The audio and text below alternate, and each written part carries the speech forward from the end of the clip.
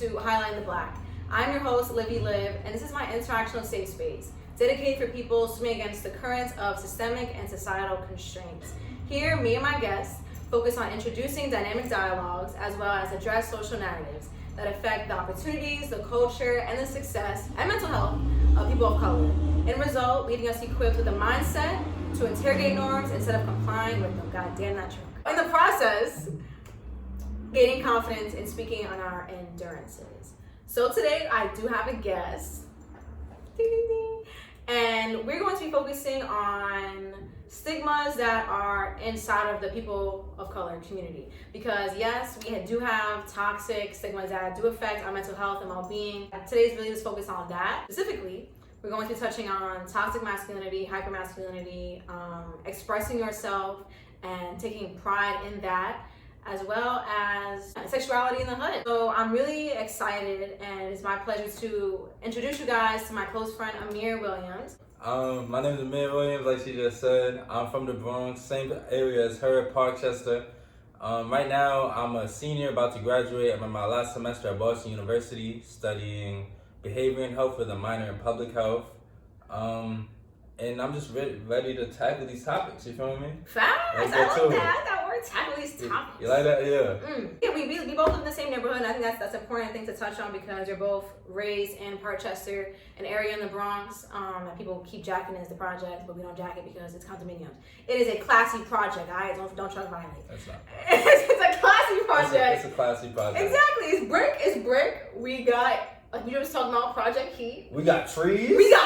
Projects don't have trees. We got gardeners. You were just talking about this, and it's crazy. So that's facts. And also, I just want to say, you guys, I hope you're doing well and safe, and you guys are going through this as best as you can, as confidently as you can, because you are able to go through it, and you're not alone. So to start off, throughout quarantine, I was in Queens, and he was here. So we ended up getting into a conversation about polyamory and a polyamorous lifestyle.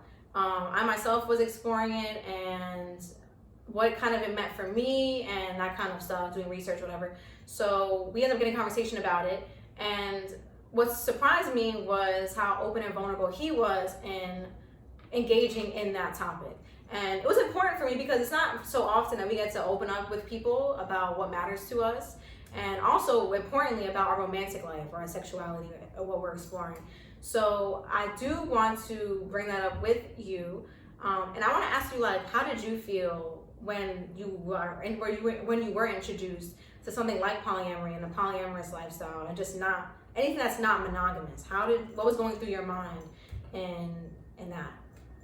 Well, first it started off just talking with you that day when we was walking around, and when you were telling me about like your polyamorous relationship, you was telling me like what that really was, and then like later on you would send me like the videos, you sent me some like stuff about it, and I watched. And when I first got introduced to it for you, I was like, oh wow, like this can exist.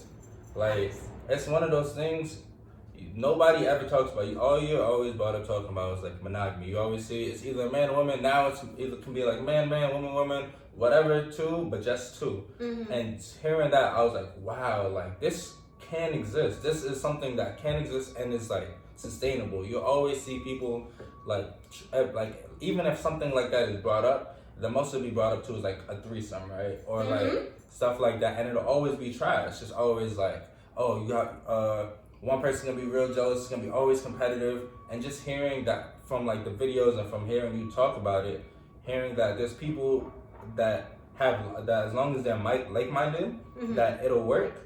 I was just like, this is really dope. And it's something that like, even if you don't want to think that you're for it, you should at least think about it, because you might be for it. You know? Exactly. And I love how you say the word sustainable, because that's just so dead on. Like, it's not just about like you said, threesomes, and like we always connect to like sexual things, like, oh yeah, like it's only has to be two girls or whatever, like, especially in the hood, like, oh yeah, I'm only having a threesome if it's two girls, like, and it's always just on like this negative connotation. It's never about, like you said, a sustainable relationship and a mutual understanding of each other, and like you even have like-minded people. And it doesn't have to be just two people, because again, we're not meant, it's impossible for one person to fulfill one other person's needs. It's just impossible. And if that was the case, we wouldn't have friends, we wouldn't say I love you to our mothers or to our fathers or to our brothers or to our friends or our relationships, our partners. Like, it's too much. And it's just like, that's how we ruin bonds in general. That's how it becomes toxic.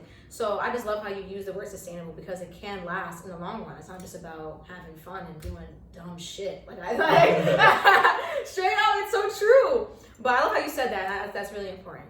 Now, I really like the part that where you say like one person can't fulfill each and every single need, or even though like there's OD great like marriages, OD great relationships, you still might need something that another partner might be able to bring to you, you know.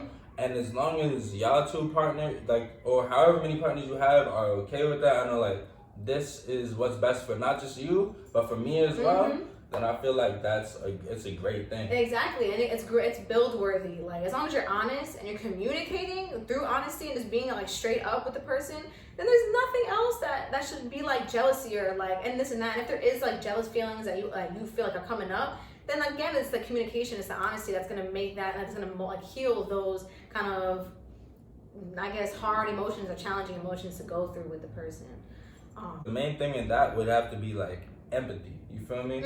Like understanding where, or at least trying to understand where that person comes from, and that might be why a lot of even monogamous relationships fail, because there's a lack of empathy. There's a lack of trying to understand why that person's angry. There's a lack of trying to understand why that person's happy. It's a lot of more just like, I'm gonna impose my will onto whatever I believe you should have. Facts. And I believe that, at least in people who are in these polyamorous relationships, they're able to express that, and that's why they're able to succeed. Exactly. You Because know? there's no barriers or boundaries that are like secret or like, oh no, I can't tell them that because I know they're not gonna like agree with it, or because of their this, like, and they won't want to be with me if I open up to them in that kind of way. And it's like, why on God's earth am I gonna be scared to be open with somebody that I'm, one, sharing my life with, two, I'm literally letting them know everything about myself, whether it be my sexual trauma or like my abuse experiences or anything, finances especially. Like, you're giving your all to this one person, and I can't even tell you like, oh, I thought this person was attractive today. Or whatever. Like, I'm interested in doing this, or like, this is a kink I might have, or this is something that I want to explore. Like, I can't even tell you that, let alone like you're my bank account. Like, come on, like, that don't make no sense. And that's why like you said, people succeed in those open relationships, whether it be polyamorous or just two people just being open with each other in general. Like, and like you said, there are people who are in marriages and monogamous relationships that do succeed. And that could be because of their honesty and their communication, but maybe also because they're kind of, I mean, it kind of depends on your definition of successful, I guess.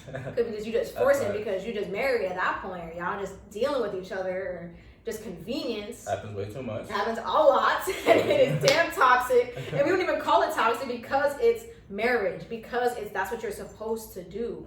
What the hell? That doesn't make no sense. So weird that like, we have these things, so we always, you grow up, you hear you're a unique person, you're different from him, you're different from her, but then you're supposed to live up to these standards for everybody. So in reality, are we unique, or are we the same person? Yeah, exactly. You feel me? Like, how does that make sense? How is their marriage supposed to be what all our marriage is supposed to be? Exactly. That doesn't make sense to me.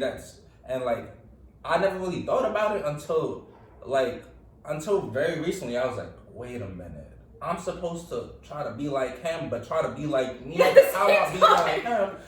Come on. Following some rules of a relationship that don't even fit you. Like, how? It don't make no sense. That doesn't make sense. And that honestly brings me to like, even like the word cheating. Like, oh, he's a cheater. Once a cheater, always a cheater. You're this or that. Even that word cheating for me gives me like goosebumps, because it's just like, whoa, one, cheating. It's just crazy to me. It's like putting labels to like someone just wanting to explore. It's crazy. Like, no, if you're a cheater, you're a horrible person. Don't get me wrong. There's a difference between this being dishonest with who you've chosen to be with monogamously. That's different. Like, that's where I feel like that's a better word than saying you're a cheater. No, you're dishonest and you are a liar. Like, you're sneaky and you're purposely going behind your person's back for your own benefit, for your own satisfaction. That's different. But like, I think that the labels are important, and how we label like what we go through in our relationships and how we go about it is important. That's facts. Like, it all comes from like y'all two mutual understanding. Like, I'm a little bit more so on like the, I'm gonna call you like, I believe in the word cheater, because strictly for the fact where it's like, if y'all are in this set thing with y'all, it's like, all right, you agreed upon. Exactly. Like, we can't do this. We can't do that. Then you go behind that person back and do that. I'm gonna give the label. I'm gonna give the label. Right. Me personally, I'm gonna give that. You got it though. I like the way you worded it though. That's better. Because if you have a mutual understanding for each other, that's something that you agreed upon, that's not what you're gonna do. And if that is what you're gonna do, then it's clip. Exactly. Or you are that. You are that cheater. But I do just like you were saying. I don't believe in like the once cheater always a cheater, because I feel like everything is always changing. I like the idea of like impermanence. Change is the only stable thing. That's so, you feel me? So how can like sure, like I've never cheated before, but like sure, I might. Let's say I cheated inside of my last relationship, right?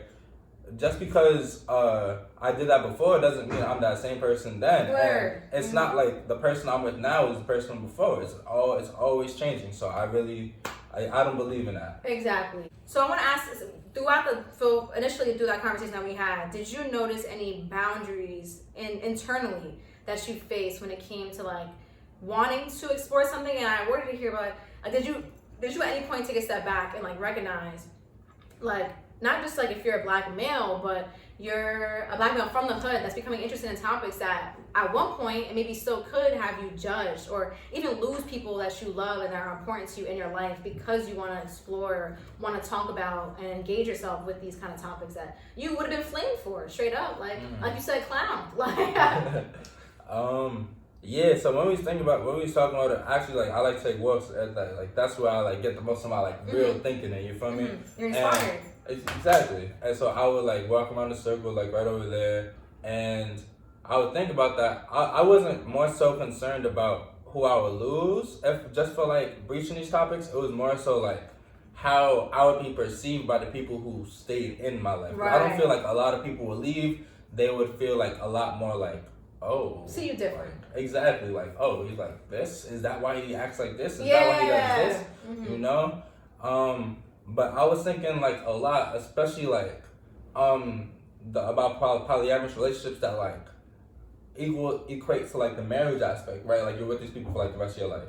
I was thinking about that, and then I was thinking about how I always envisioned myself for, like, just one wife, maybe some kids, whatnot. And I was like, wow. And at least my understanding or my thinking throughout this was like, wow, like, am I all right with even giving up that thought? That even though it's like been pushed into me for so long, and you could tell that it's been pushed into you, like, are you okay with giving that up to a new thing? You know? Love that. That's true. That's a good perspective. Exactly. Like, it's pretty scary. Like, it's a scary thing. Like, you could know for a fact, like, oh, they pushed this agenda onto me. They pushed this on me.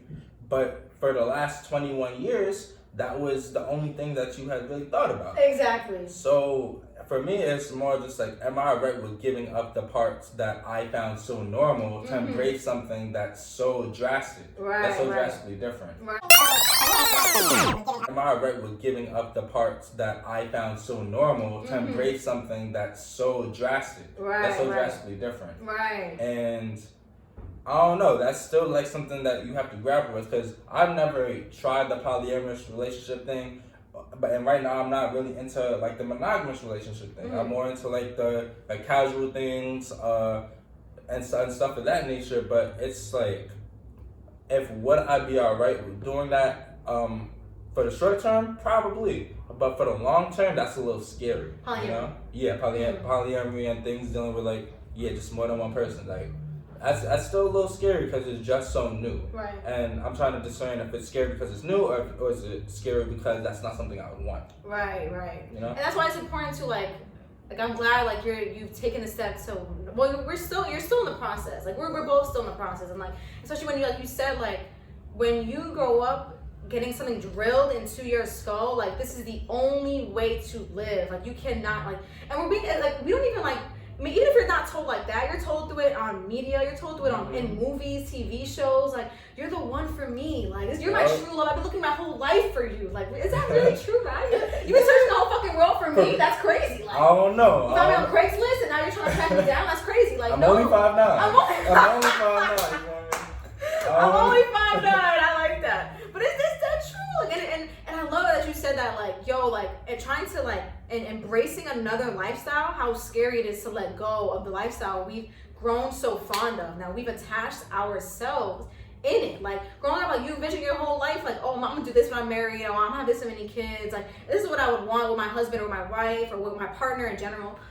And it's just like, well, now that you're introduced to a whole nother way of living, it's like, what? Like I can do that? Exactly. Like, and now it's like, well, and I want to just kind of say, like, it's not about choosing what's choosing either one, monogamy, polyamory, whatever kind of relationship you're in, like, because there's more than just those two. Like, it's not about choosing one over the other. It's about what finds you and about what you find is where you grow the best in. Like, and it comes around when it comes around. Like, and when people go their whole life searching for just like this one relationship, this one person, you are missing out on so many opportunities and potentials. Like, you don't even understand. Like you could be like missing out on people who you be great with, and you stop because you're looking for that one like person to fit all of this checklist. And it's like, bro, not only like it's just impossible. Like it's unrealistic. And I like your answer how you said that you weren't worried about losing people. You were worried about how people will perceive you, because it can be even harder in that case, because if you have close friends and it's like they see you different. That could be just as hard as losing them. Like, no, for real, even harder. Even harder, honestly. Like, and I feel like I've already gone through that myself already with trying to express how I'm feeling, how I'm growing. Like, I'm already not even losing people, but I'm keeping the people in my life that are staying that don't approve and that judge. Exactly. And that's just as hard. Like, it's really hard. Because then you question yourself. It's like, well, maybe I'm not this way, or maybe I'm just bugging. Like, exactly. It's like, no, I'm not bugging. I'm pretty confident. Like, I'm pretty confident. Yeah, that kind of brings me up to like this one show. It's called Elite. It's like set in Spain and whatnot. Nah, it's pretty cool. I think I might have brought it up like once or twice, but like it is what it is. You know I am. Exactly. But it was like my first time seeing inside of like any type of setting in media a polyamorous relationship. Really? And these are high school kids. Like there was like this couple, and they were like, hey, we want you to be like our third. And when I was like, oh shit. That's crazy. They do some things over there in Spain. What are they doing? And I was like, wow, this is like very cool to see something different. And then so that could be like the beginning of like media bringing up new type of relationships and stuff like that. Right. And they really kind of have like with partnerships that are like with a male and a male, woman and woman. You've been seeing that. I mean, at least me, when I do this, watch cable or TV, I'm seeing OD more commercials with like gay couples or like that's just about it. Just gay couples. That's how far we've gone so far. I mean, it's something. I'm not gonna lie. I'm glad to see it. But a lot of people would say that it's kind of pushed. Like it's like now all of a sudden they're like pushing, like they're kind of forcing all of this like diversity, and we don't understand. It's the only hard thing would be like, is it natural? And we know it's not natural. We know damn well what it's like. They just want us to buy their stuff. Like they just want us to engage with their stuff. But like we are seeing a little bit more, and it's slow, but it's happening. And hopefully our youth will be able to see it too, hopefully, and decide for themselves what they want. See, I mean, I was just watching. I'm gonna keep referencing shows. It's okay. I've been watching whatever. But I was just watching Euphoria, the special episode. Oh, I gotta watch. Yeah, you gotta watch the special episode. It was dope. And one dude, Ali, was talking about how with advertising, he was like so happy because he walked into a Nike store and he saw Black Lives Matter on it. But then he saw in the same graph like prices on shoes that he couldn't really afford. He was like, oh, y'all don't really care about black people. Y'all care about my dollar. Yeah, exactly. So like, yeah, they are these advertising companies, these shows, these whatnot. They are pushing onto us like what's acceptable now. And once like polyamory, once all these new types of relationships or new types of like, or people's identities are like become more mainstream, then they'll be like, okay, it's about time I push that into like advertising. But for now, it'll just go as far as not even people, but like government allows it to go. You know? Exactly. Like as soon as government say, oh yeah, this is cool, or like people who are very influential say something is cool, then it's like, oh okay, let's tell them trans lives matter. Let's tell them that polyamory is cool. Let's show a whole bunch of stuff related to that. You know, dumb shit. And it'd be crazy by the time you even see black people in all these relationships. Like a black couple who is polyamorous. Like when are we gonna be seeing that? First, it's gonna be white people. We already know it's gonna be white people. Oh yeah, you already know that. And then we're gonna hopefully maybe one day get our asses on a commercial. We black and we polyamorous at the same time. 2041. 2041. I'm jacking it. We got it. We got it. All right, so I'm gonna move into. Okay, so this is a great one. So this is gonna be touching on an important topic and for the show. Diffuser, we didn't put it on.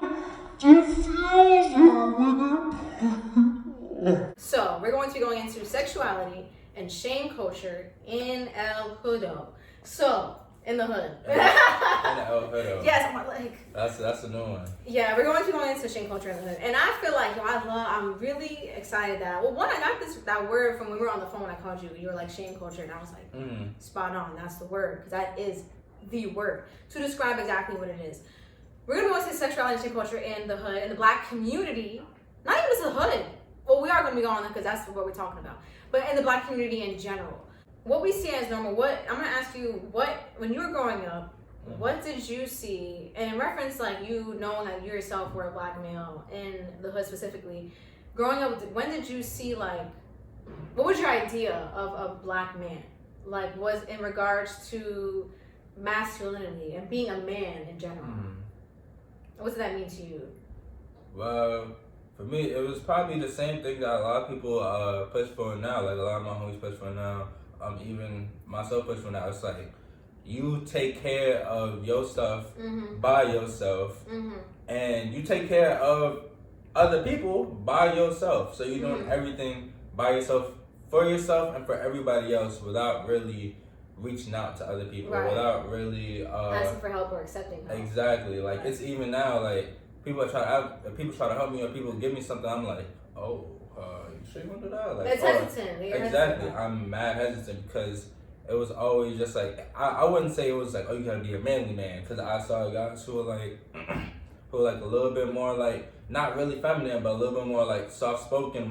I saw guys who were like those really manly men, but it was more so just like everything that you want, you have to get it by yourself. You have to, and you kind of have to like isolate yourself. Like you'll be around a whole bunch of people, you have to isolate yourself, or else you're not gonna succeed, or you're not really a man unless you do everything by yourself. Right. And why do you think that is? Why do you think that would be like we're like they're so strong, or we're so strong on, or I guess not we because I'm not a man, but focus so strongly on like doing everything on your own? Like where do you like? Why is that? Like how was that represented? And like did anyone tell you that specifically, or like was that embedded like in like your family or your friends? And how did they make it seem like that you had to do everything by yourself? I feel like for us it was more so like we couldn't, like I would like never want you. We would never want somebody to be like, I'll put you onto this. Right. Cause go in your face kind of thing. Exactly. Like I feel like because that's like the most disrespectful thing. It's like you wouldn't be who you are today without me. Like, right. Like you might we always be like, yo, you my son. But then if somebody really like, yo, you my like, I made you. You don't want nobody to have that type of like power over you. Yeah, exactly, that power over you. Because to you it's supposed to be like you make your own power. Right. That's your power. Right. But if somebody else give that to you, it's like, oh, the value comes down a bit. Exactly, because you're not really the king no more. Right. You below somebody, and that's something we never want to be. We never want to be below somebody because we all want to be kings. We all want to be like head honcho. Right. You know?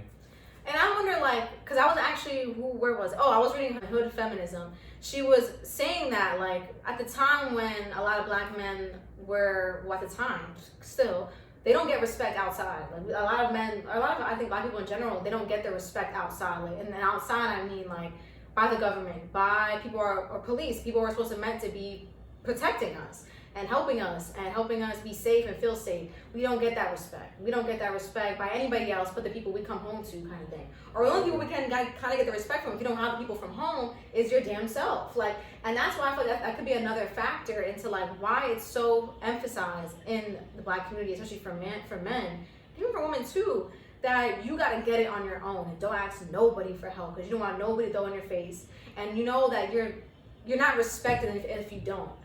And it's like, I want to compare it to like white people too. Like, because white families, I mean, I feel like it could go into them having just wealth, like family generational wealth, because they were given that opportunity to get wealth when it came to like, when slavery was over and it came to buying homes, they were given loans, they were given mortgages, they were able to own something, and Black people weren't. So they weren't able to have that longevity of wealth being built up for their families. So it's like, oh, it's cool to ask your family for stuff because your family is the stuff. Like your family has the stuff to give you. And not gonna throw it over your face and generalizing again, because they all got it. Yeah. Like, you know what I'm saying? So if you're Black and you're growing up in poverty and you have to earn everything for your own, for your family, you're not gonna ask anybody for shit because nobody got shit. That's and it's crazy, and it's like, and it's still the same way. It's still dead the same way. I know if I don't got it, I know my friend don't got it. I know my brother don't got it. Like, so I think that could be another factor that I just kind of came into my head. That could be dangerous. That's a lot of pressure. Yeah, it definitely is. And I love that you was talking about how those people, how like white people, they have it before, right? And even when like how we have not really respected about anybody besides the black community, the black community that's part of like your tax bracket, really. Exactly. That's the only people who like you're kind of respected by, and that's like the huge thing. Like if we don't have power anywhere else, like and like we have a lot of power that we just don't know about, but we don't necessarily have the power. Exactly. Like there's nothing more dehumanizing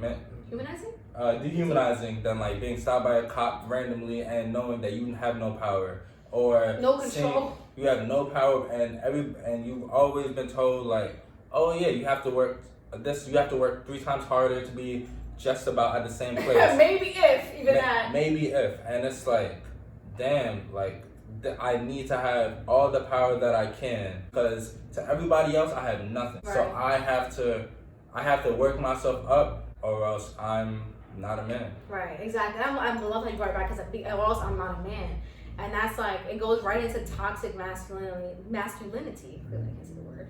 But it's toxic because we put, like you said, like we just explained how toxic it is, because it puts the pressure on. And if you look at like if we're gonna like zoom in on like a young black man in like, let's say, the hood, he's young, like, and he's growing up like having to see like you said, we don't get respect. If we get shot over by a cop, if we're in a situation where we don't have, the odds are against us, we don't have the power, the influence, or the perspective value, or like, let's just say like the value that people perceive of us. Like there's no like general value or respect from the community. Let's just say like non-black community.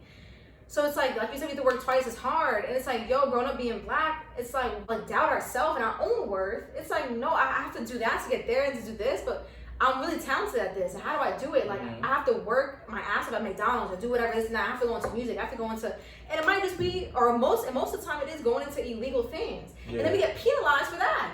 We can't work at a job. We can't like, we don't want to work at a minimum wage job our whole lives to gain some sort of just money to get by. So it's like, yeah, I'm gonna sell some drugs because damn sure I need the money for it. And if I want to get as far as I want, I have to do it. I have to find a means to do so. And that's not always being drugs. I'm just giving an example. And it is a common example. That's why I said it.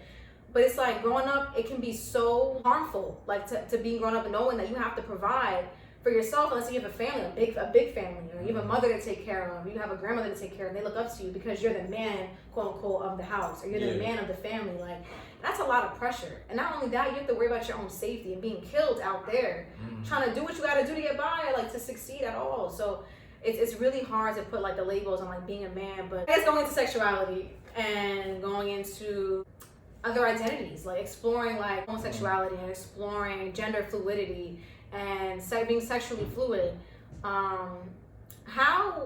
When were you first introduced to a black person specifically being sexually fluid? Have you ever seen that before? And if you have, who was it and how did it stick to you? How did you react to that? Well, I was actually very introduced to it at like a very young age. My mom used to work at like an HIV/AIDS social worker. She like that was the type of social worker she was. So like I would go with her sometimes and I would see people who were like a lot of the time part of like the LGBTQ plus community, and I would see like I would be introduced to that at a very young age. So I was always like, oh, you know, like there's people and who are different in that type of way. Like they like what they like. My mom always said it doesn't really matter. People like what they like. You like to play basketball. Some kids like to draw. I like that comparison, especially for a kid. Exactly, and that always stuck with me. But then growing up, I didn't see a lot of, besides that, really, I didn't see a lot of people who not to say didn't want to, but didn't do that. Like they didn't try to express their sexuality inside of any way different. The most gender fluid people I would think of is kind of like when I went to college. It was like people there were okay with, you know, being different because where they came from, being different's acceptable. Right.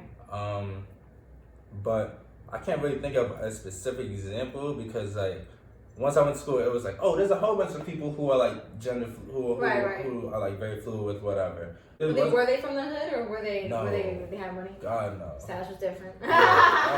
They was different. They came from places where like their parents are making 300,000 plus. Oh my god! Like and it's like normal. You feel me?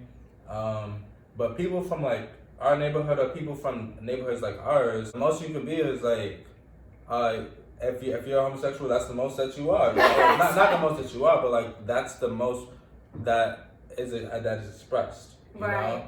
And I feel like that's just because it's not acceptable here. It's not acceptable to be different than the standard that you're supposed to look up to. I'm glad that you brought up the point of like how status came into it and how your mother gave you that perspective, because it was an approachable perspective. Like as a kid, it was like, well, you know, guys like girls and girls like guys. Like it's like, well, let's bring it down for the kid, because he don't. It's because let's bring it more specific. Like she said, like, I like how she did that because I like to draw. Some people like to do basketball. Some people like plants. Some people don't. Like, and that's a doable, approachable perspective that someone can understand quickly, and it's recognizable. It's relatable. Like we all see those regular things every day, and we all know that we have our own passions and our own interests and our own skills. So let's connect it to sexuality, because it really isn't that much different at all. Like it really isn't honestly different at all. Like it's just liking something. It's being interested in something, except for it's a someone. Like that's all it changes into. But those someones are really broken down into things because their values, what they're interested in. Like that's how a bond is created, because you guys share those similar things. I'm not gonna lie. I think honestly, I never seen a homosexual black person growing up. I think I seen one. I knew of one, and I didn't even know he was homosexual until I was older. Like, and they don't know why. I didn't know. I just didn't notice. I was just like I was bullied. I mean, I was an artist. My dad was an artist, so it was just very artsy. But it was weird that I didn't see it. That actually is really weird. Like I was surrounded by so much art and creative people. I never saw black gay people. And my dad, he wasn't like, oh yeah, I'm married, yeah, I do this and that, I'm so gangster. Yeah, I'm married, yeah, I do this and that, I'm so gangster. No, he was dead. He was born and raised in Harlem, in the hood, like grew up doing a lot of crazy stuff. But he was an artist, and he was a race car driver. So like I was introduced to a different kind of black man. Like I was like, yo, like mind you, like my dad hated NASCAR, but he loved Formula One. Like he's a great racer, and he played tennis. Like, and people doesn't believe me, but he used to train Venus and Serena Williams. They were like 10, and he's a really great like almost professional tennis player. And that's something I never in my life saw otherwise in him. Like that was a black guy. Like, I never saw it anywhere else. So I was introduced to. Oh my God, this mic is not liking me today. I was never introduced to a difference in blackness besides him. That was kind of like the first kind of person that I was connected to that I saw that with. But he wasn't like, I used to make fun of him growing up, like he was a black man in a white man's body, and a white man in a black man's body. Yeah. Because he just wasn't like the kind of stereotypical like hood guy. Like it was just like, he was just him, and I loved to see that. And when he was like separated from him, I just never saw that often. And until I went to college, high school, that was the first time I've seen homosexual like people of color. Not just black people, but just people of color, Hispanic, like no Latinos or Latinas, or like in general. I was just like, yo, this is crazy. Like, wow, like look at them being themselves. Like, what am I missing out on? Like, who am I now? Like, let me find myself. Like, and it was dope, and it's a push, and it's so like, what's that word? Like, motivating to see people be themselves. And then it helps you understand, like, yo, maybe, like, let me try to reflect on myself. Let me see, like, let me further analyze my interests and what I like and what I really don't like. And then I'm just doing it because I have to do it, or doing it because it was chosen for me to do, or we're told to do it.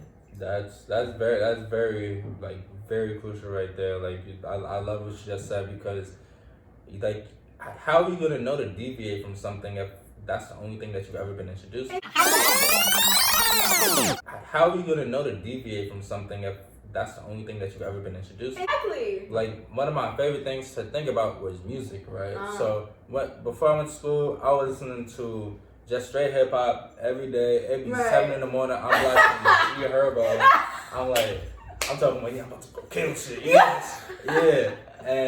But then I go to school. I'm seeing all these like.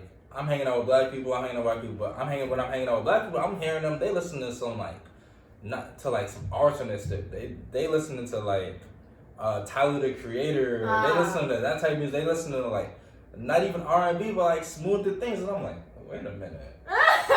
What we doing? What did you hear? Where the boogie at? But then I'm like, wow, like. But you get used to it. You're like, maybe let me.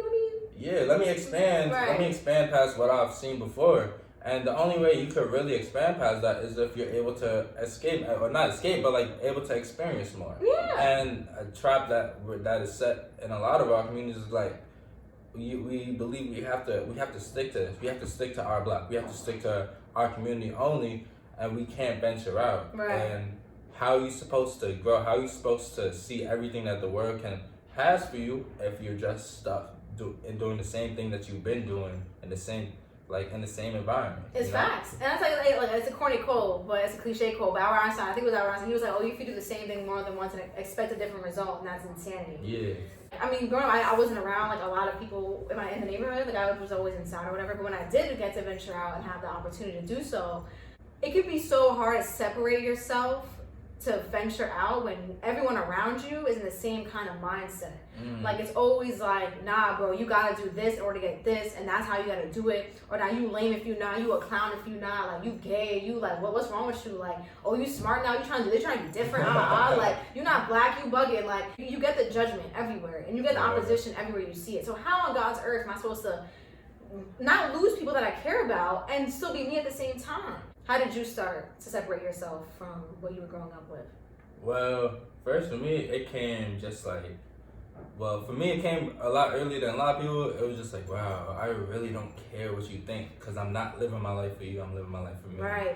But I feel like the most sustainable or the easiest way to get that would just be having like more and more like older people giving their kids different types of experiences, not forcing or giving their kids the ability to not just have to have one goal, one end goal, you know?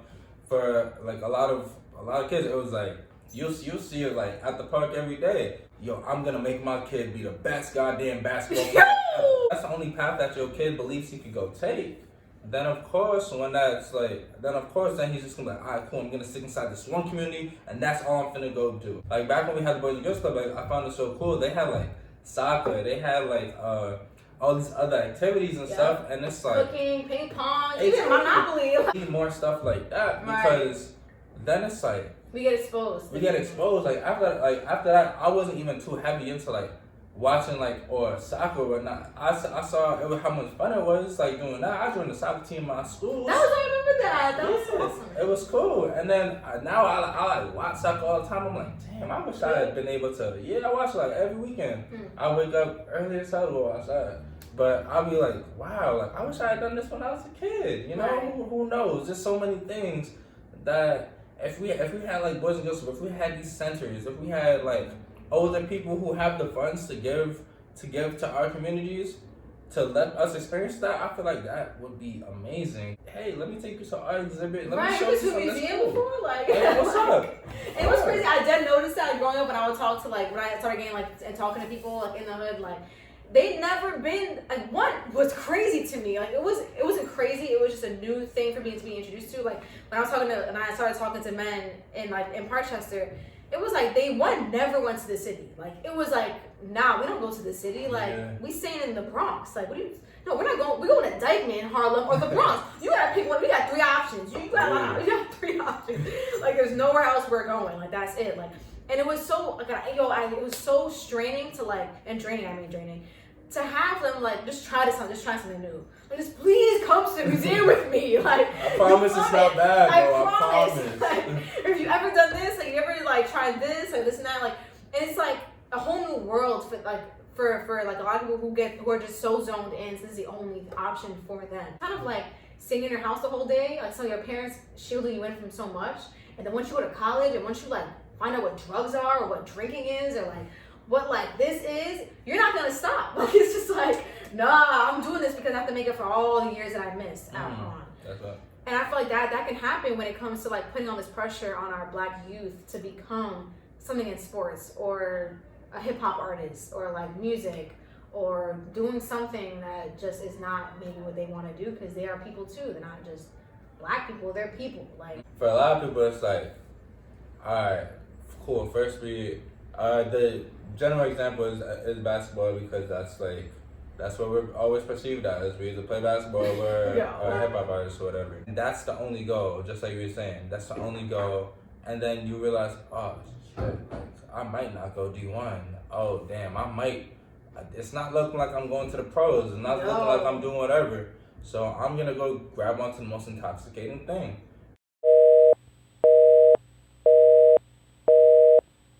Moving into financial comparisons and lifestyles and being Black and different statuses. Talking about how you were introduced to those kind of different lifestyles when you went to college. So did you ever see like Black people with money besides like, I guess, quote unquote illegal money? Like have you ever seen somebody who's Black have like kind of like professional on the books kind of wealth or riches? You talking about before school? Before school, yeah. When I was on the swim team, my mom was great at exposing me to like a whole bunch of different types of stuff. So like I was on the swim team for a while, and there were like other Black people. I wasn't really close to a lot of them. Just didn't connect as quick as I would with like my friends from over here or with like other people that I was close to on the team. But I saw them, but I didn't know too much like about them. I was just like, oh, that's how they live, whatever. But then when I went to school, it was crazy.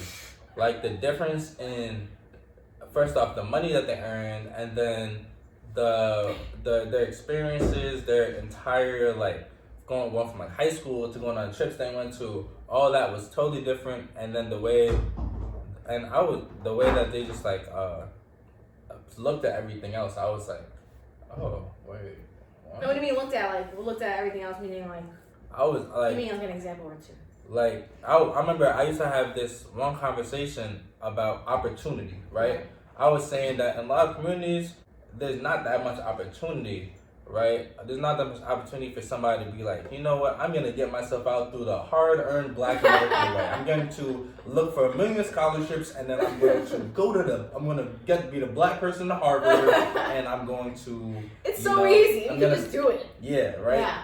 And write that essay. Exactly, and I was like. And then one girl was talking about, she would always be like, well, my mom did it. My mom is Black and she didn't grow up the best. She was able to go to a good school, get all these scholarships. I was like, if my parents cumulatively don't make $10,000, what some of these people make in a month, what some people make in a day, like those really rich people.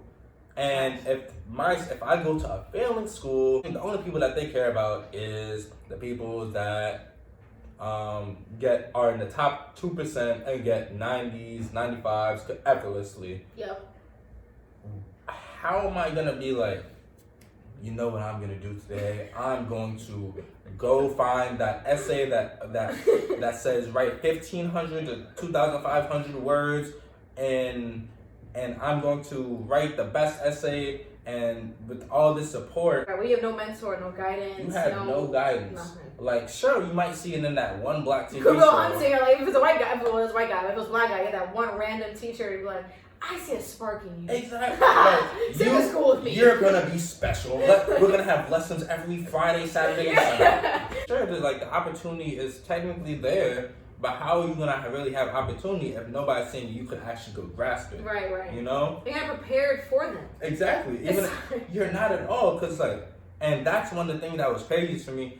They would talk about have mandatory SAT prep, ACT prep. In the schools they went to? In the schools they went to, I was like, huh? Oh my gosh! What wowzers? What school you went to? Wowzers! Like, what do you like? And I was like, what are you talking about? SAT prep. It came natural to me, and like my mom cared about my education especially when I was younger. So like a lot of reading and a lot of that stuff, it was like pretty easy for me, and I was blessed to be in that situation. But I was like, wow, so y'all are really spoon fed. Y'all really have like that silver spoon. Y'all are able to have all these resources at your hand. Of course you're gonna do better than. Right. Of course you're gonna do better than the kids who don't have any SAT prep and their parents aren't able to be home because they have to work. Right. There were also very good differences as well, you feel me? Like, they came from a lot of different types of backgrounds. Mm-hmm. Like, a lot of my good friends are from, like, Georgia or not even Atlanta. They from, like rural Georgia. Mm-hmm. And, you know, it was very apparent that, like, they weren't raised on like, this is king to, like, a lot of, like, things that we think are, like, the main things, you know? Like, playing basketball, a lot of them didn't play basketball. Like, I had one of my good friends, he playing the guitar. We be chilling, he just playing the guitar, he be singing this shit. One of my friends from California, she was like, I'm good with advertising and stuff. I was like, oh shit, wow, this is cool. That's you feel dope. me? Like, and seeing that people are into a whole bunch of different things. Like, over here, I feel like we're not, like, a lot of the things that we're into, it's all the same. It's like, or it's all very much in the same topic. It was like very refreshing to see, like, people be like, man, you know what I like to do? I like to go paint. Like, you like to go paint, and you like to paint and stuff. And I'm like, wow, that's dope as hell. It's really dope that I was able to see, like, all these different types of things, all these different types of people, all these different types of black people primarily. I go to school, and then I see people who are like, wow, wait, you dress like that? Wait, you sag your pants? Wait, you wear a chain? I remember one time a girl came up to me and was like, wow, you look, a black girl came up to me and was like, I had on a do-rag, I came down to down hall, because down hall was like, in my building, had on a do-rag, a white beater, and some sweats. And I was just getting like, I was getting some eggs and bacon. She came up to me and she was like, wow, you look like you're from the hood. I was like, what? You look like you're from the hood. I was like, what you just say to me? I was like, oh, okay. Like, dog, what? I appreciate that. Thank you so much. And that was so weird because I was like, bro, you're black. What?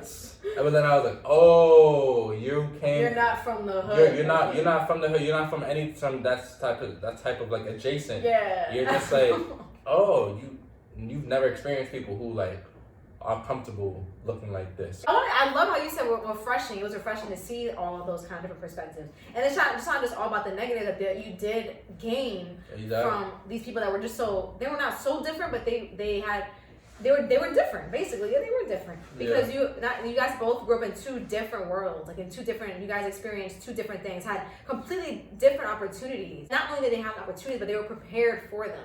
And they were supported through them. Like, and we have, like, people think that we have all, it drives me crazy too, like, when people are like, oh yeah, like when you were comparing, like, that, whoever said, like, oh, my mom had, you know, she's black and she did this and that, and there's opportunities there, but whatever. And it's crazy how often we hear people talk about black people, talk about, oh, but you have all this opportunity, but you got all that, like, you can just do it, like, why don't you guys just do it? It's just laziness. That's just pure lazy. Like, y'all just lazy. Like, then you just truly don't want it. Like, is that right? So if I really, like, come on, like, it's just really just like, why? Like, it's always something. Like, we're never just enough. And it's constant. It's like, well, how am I gonna be this huge, like, success? And, like, let's say I want to be a market trader or a broker or, like, accountant. Like, let's say I don't have access to technology. Let's say my house don't have Wi-Fi. We can't afford Wi-Fi. What if we don't got cable? What if I don't got a phone? Like, what if I have an Obama phone? Because that's a lot of the cases. Like, when I came out, a lot of people had Obama phones, and it's something we even make fun of. People did make fun of that too, and I'd be blowing oh my, like, you're a cornball for that. But it's like, how am I supposed to access anything if all I'm able to do is if I have access to a library, to get to a computer, to get to even know what an account really is. And when I'm in school, I don't learn anything about finances. I don't learn anything about, like, how to manage money when I leave school. How do I get a job? How do I write a resume to represent myself? Okay. How do I write an essay properly? So, like we learn, of course, you know how to write an essay, whatever. Like, that's one thing. But how do I use it to my advantage? And how do I even find opportunities? Like, how do I find them? If I don't have access to them, I don't know. Like, it doesn't make no sense. People don't think about the actual, like, realistic things that go on every single day for so many people in poverty. Like, and it's crazy to me. Like, and on top of that, how am I gonna get anywhere if I'm constantly being judged for how I look? Like, if I'm walking up to a job with, like, my hair out, or, like, a person who can't afford all these nice clothes and, like, fit into all these respectability politics that we create, all these standards and, like, agendas that we have to so much fit into, how am I gonna get anywhere? Let's say I have the criteria, let's say I have the knowledge and the genius and, like, the skills to do the job. I probably won't even get it just because of how I look. Mm-hmm. Like, so now really what am I gonna do? Like, I have to apply to 100 different accounting jobs until I find this one magical opportunity that I can actually keep now, like, depending on how I talk, depending on this and that, like, if I can even travel to this job, afford to travel to this job. And it's like, people are so quick to say all these little, like, general like, judgments when y'all don't even know the situations. Like, you have no idea what people go through on a daily basis. And like you said, like, I mean, me myself, I wasn't like, I've been blessed. I'm so blessed to have a life where I'm not in like low poverty. I'm not middle class, but I'm like high poverty. Like, I don't know how you would make that. But like, I never had to like, I mean, of course, I had to struggle, but it wasn't like I was as hard on, or was hard off as many people as I saw growing up, or still see growing up.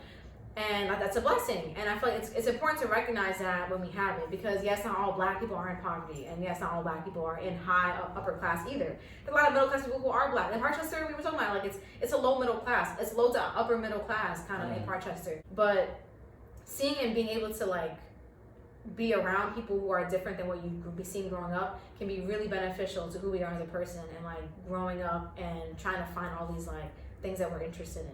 Like, I would have never became an artist if I didn't have art around me. Like, my dad pushed that on me. Like, it was like, you're great at this. What are you talking about? Like you said with basketball, like, what do you mean you're gonna stop? You're nice. Like, don't stop. Follow that energy. Follow that, like, that skill that you have. Like, if it wasn't for him or people who pushed me, be like, and honestly, I doubted myself a lot. Like, I'm like, nah, I'm trash. Like, look at all these other like white artists who get to do this and that and that. I'm like, I'm not as good as them. The only thing that's gonna make it work is your persistence and motivation. That's in your hard ass work and what you create, falling in tune with who you are and listening to yourself. I remember my first school, we didn't even get to go see the guidance counselor till junior year.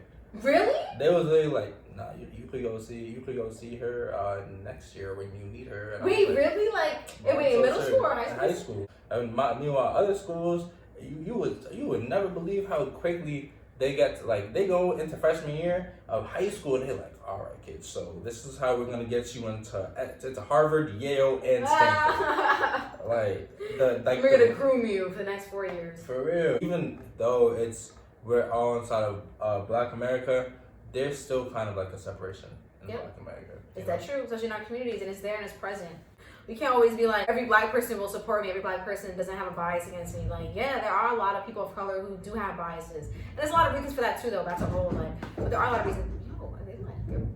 Like, we can't just like disregard the biases we have in our own communities. I mean, it's important that we recognize it so we're able to combat the other biases that are really impactful in our life. Like, don't get me wrong, like, the biases that we have really impact our day-to-day lives and impact the other black people who have to now grow up and try to survive by all of these standards and biases that we've created for them and ourselves. Like, so yeah, it's important that we can recognize it, and it's not just about white people. It's also about, okay, well, that's their thing, like, that's their perspective, that's their judgment, but this is our life and this is our community. How can we bring those opportunities to those communities to help ourselves and our youth?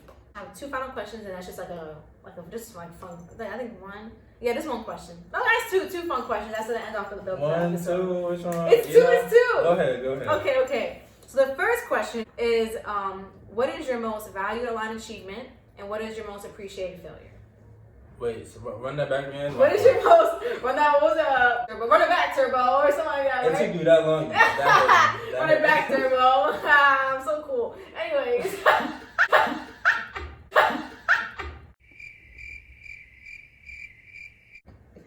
What is your most valued aligned achievement, like achievement that was most connected to your values at that moment? Oh, got you. And your most appreciated failure? I'm gonna go probably with my most appreciated failure. Probably I was part of Stu Gov my last semester and the entire my junior year, and I had been working on a mental health panel it was gonna be just for minority men, but it was open up to like all men. I had been talking to a lot of people, and we was gonna have like a whole panel full of like Black, Asian, I believe we had one Hispanic, we had of like mental health workers, like therapists, people who work in universities and stuff like that. They were gonna come to the school, and we had like, for the white people, we had like the white frats. We was trying to talk to like the Black frats so that, we could have honest discussions, so that we could have people actually talking about what we don't talk about. Right. But then that was a failure because Corona. It's not a failure. It was a detour. It wasn't able to happen because now I'm not there. I'm not on student government. It was going to be on campus. In college, right? Yeah. Oh, so yeah, it's your last year too, though. Yeah, right? So exactly. And it's not a failure. Nah, but I still consider it as a failure just because it wasn't able to happen, and I don't believe anybody's picking up on that project. Like, that was something I was very excited about because I was like, wow, we're finally being able to talk about some stuff, And sure, maybe it might not hit everybody, but there's gonna be probably a good amount of dudes, more dudes than probably would say, who are like, wow, I kind of like needed to talk about this. So I needed to hear somebody talk about this so that I can know I'm not alone. Right. My value line achievement probably. I reached out to one of my homies who had interned at Harvard, and he was with the strength conditioning department. What he did, it was basically just training athletes. It was training the Division I athletes at Harvard. I want to reach out. I want to see what I want, and I want to see what field I could get into, you know, like what's gonna grasp me. And even though I became an intern, I was an intern for an entire year at Harvard my junior year. I would wake up sometimes like 4:30 in the morning, go to class, sometimes go right back. And although I didn't end up like in love with the fields, that's probably an achievement I'm very proud of, because I was able to be like, you know, I'm going to just throw myself out into whatever, and I landed at a pretty cool place. I was at Harvard, you know, like that was dope. That crazy. Was dope. I was at Harvard every single day, just like training people, becoming friends with coaches, becoming friends with people who have all these accolades, becoming friends with people who are gonna go work at Facebook, work at Google. I was just happy that I was able to put myself out there. That's probably one of my achievements. I love that answer. Thank you for sharing both of those answers. I really appreciate it. Oh my god, I heard it the whole time. I had a piece of hair coming out. Alright guys, so that concludes the episode. And if you did listen in, I appreciate you taking the time to listen to our conversation. It meant a lot. And thank you, Amir, for joining us today. Of course. And I hope you were able to gain something from this episode. Question yourself, question your standards, question your biases and people around you. I wish you all the best and be safe out there. And thank you for tuning in to Highlighting the Black.